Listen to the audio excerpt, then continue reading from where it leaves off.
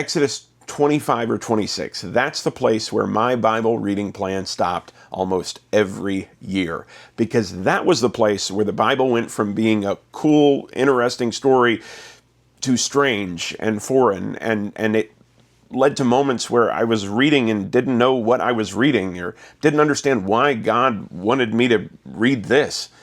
It wasn't that I was lazy or faithless or didn't care about hearing from God. I was desperate to know what He wanted to say to me and to do whatever it is He was calling me to. I just didn't understand. I didn't understand what I was reading.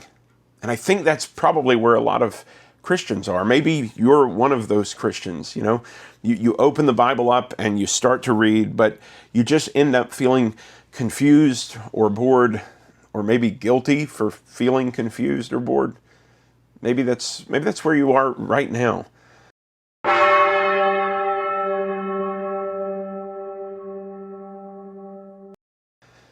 It's not you, though.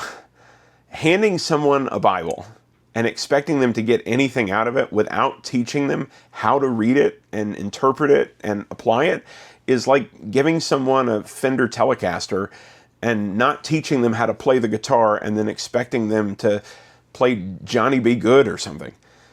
It doesn't work that way. You can't expect beautiful music until the person holding the instrument actually knows how to play it. So in this video, we are going to name the 5 habits that keep you stuck and demotivate you from reading the Bible. And once you understand how not to approach Scripture, you can start to build a healthier relationship with God through His Word. So let's get to it. Here are the 5 mistakes holding you back from getting the most out of your Bible study.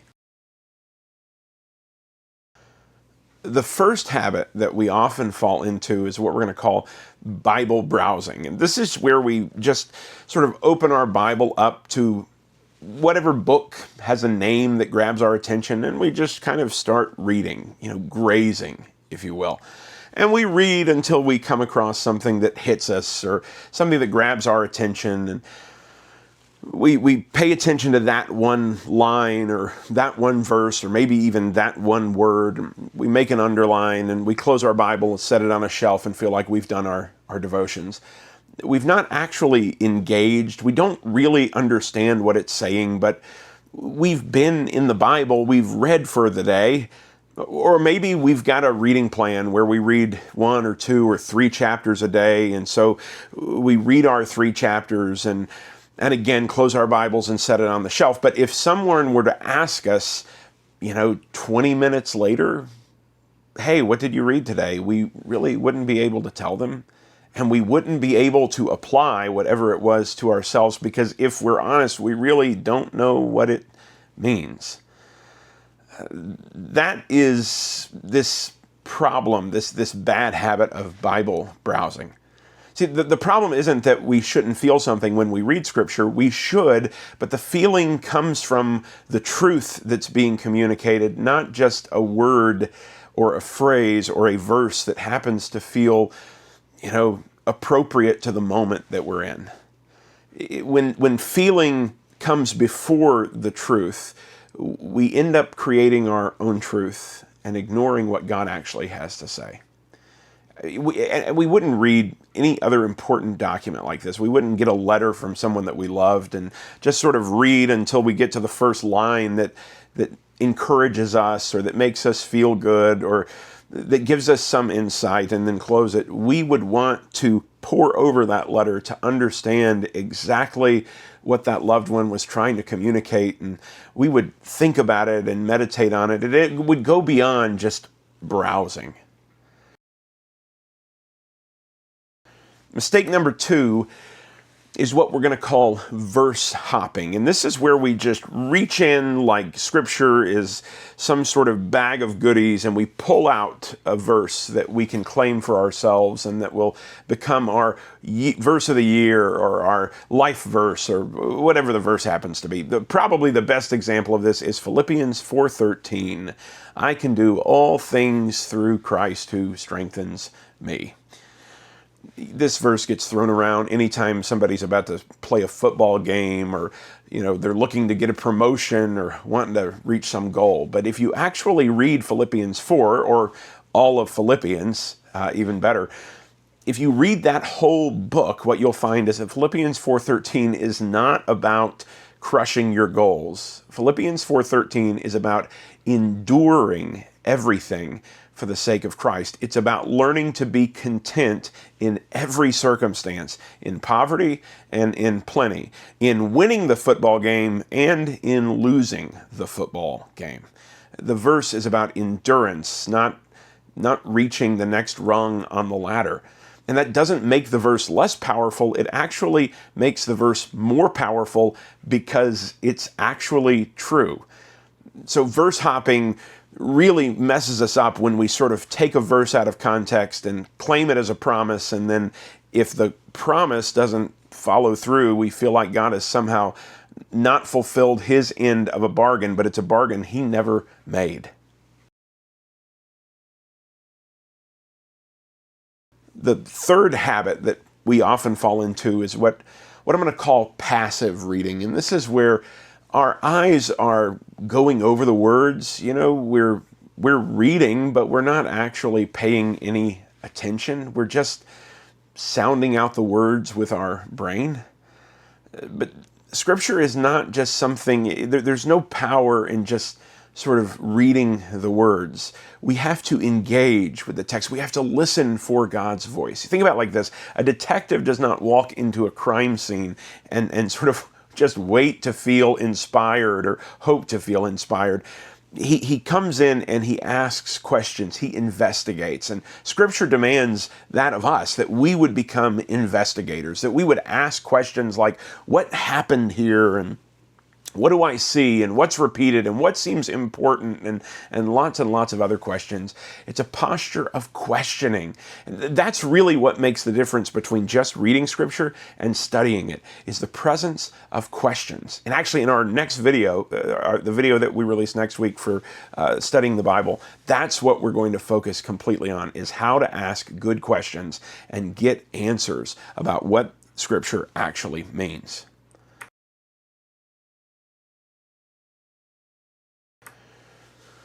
Habit number 4 that we often fall into when reading Scripture is we just read everything in the Bible as if it's exactly the same.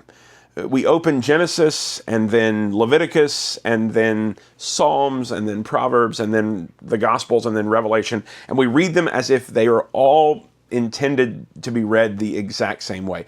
But you don't read a poem the same way you read a tax form, and you don't read a tax form the same way you read a wedding invitation, and you don't read a wedding invitation the same way that you read a group text with your friends.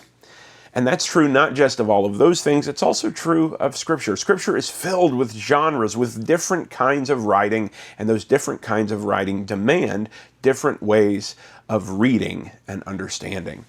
If you read, for example, Psalm 22, which is a lament psalm, if you read that as a straightforward theological statement, or Job chapter 3 as a straightforward theological statement, you'll come across verses like, God has forsaken me, and cursed be the day that I was born. And you'll think, whoa, is Scripture like contradicting itself or endorsing despair and depression?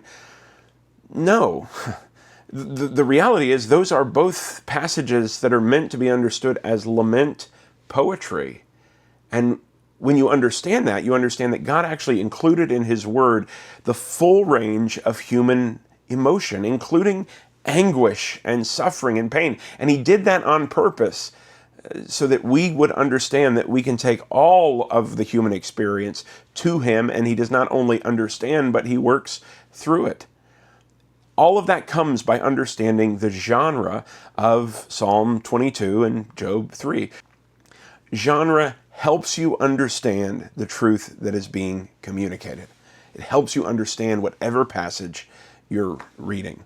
I'm currently going through a study on Revelation. You may have seen some of the other videos that I've got on here. And we'll be talking about the apocalyptic genre here this Friday.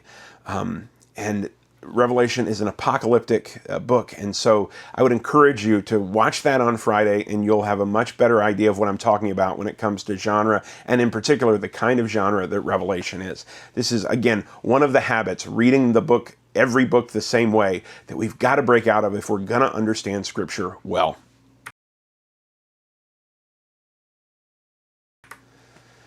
Then there's habit number 5, and that is reading alone. Now, I know there's been a lot of discussion over the years of having a personal quiet time, and I think having a personal quiet time is incredibly valuable. But there is something dangerous about reading all by ourselves, where someone just sort of goes off and they read a passage and they decide what it means and they never check it against anyone. They never ask anybody, hey, does this make sense? Is this what the scripture is saying?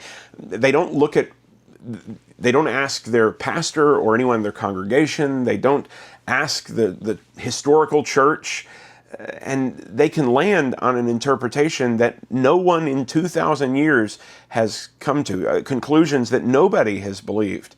And that should give you kind of a red flag that, listen, if no one in 2,000 years has understood that passage the way you're understanding it, you better have some really, really good evidence. See, this is one of the ways that people, sincere believers, end up in very strange theological places because they read alone. Private Bible reading is good, but isolated Bible reading can be dangerous. You are not the first person to read any text, and so bringing others into your reading is one of the most valuable things that you can do. It's not a threat to your Bible study. It is a gift to be a part of the church and to read Scripture with the church. Now, if you saw yourself in all 5 of these habits, I don't want you to panic. That doesn't mean that you're bad at Bible study. It probably just means that you were never trained in how to read Scripture. But learning how to read the Bible well can be taught, and it doesn't require a seminary degree. Basically, we take those 5 bad habits and we turn them into good habits. We replace Bible browsing with purposeful reading. We don't just read until something feels meaningful. We read with purpose. We ask, what is this passage saying? What's happening here? What does God want me to understand? Then we replace verse hopping with context. Before we ask, what does this mean for me? We ask, what did it mean where God put it? We replace passive reading with curious reading. We start to ask questions of everything. Why is this repeated? And what do I find surprising? And what does this reveal about God or sin or humanity or the world? Then we replace reading every book the same with genre awareness. We read poetry like poetry and wisdom literature like wisdom literature and law like law and on and on and on.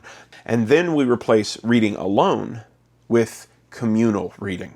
We read personally, but never isolated. We learn and talk with our pastor and our congregation and faithful Christians who have gone on before us, asking them what they think about those same texts that we've been wrestling with.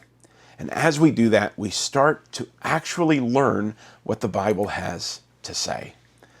That is where we're going to go with this series. Is we're going to look at how we can begin to make this shift, move away from these bad habits, and find good habits.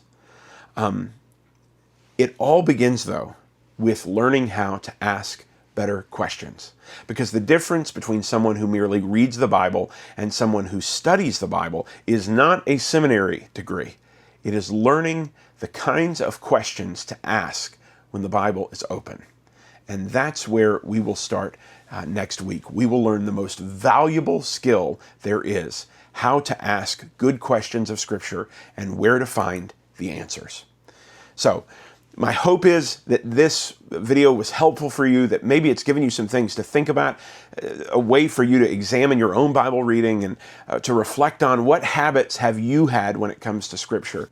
If this video helped, I just want to encourage you right now to subscribe below, hit the bell notification button so that you will not miss any of these upcoming videos on how to study the Bible. We are starting at the ground floor, and we are going to build a system for reading and understanding and applying God's Word that anyone can follow, no matter how much education that you do or don't have. And finally, before we close out, I just want to ask if you would comment below and you would tell me which of these 5 habits have you found the most tempting in your study of the Bible. So thankful that you were willing to watch and to stick with me for the rest of this video. And if you're interested in more Bible study content, I did a video just recently on the mark of the beast. You can find it by clicking right here. And I'd love to hear your thoughts on that. We're going to be doing some more studies on Revelation here in the coming weeks. So keep those things in mind, and I look forward to seeing you next time right here on Living Theology.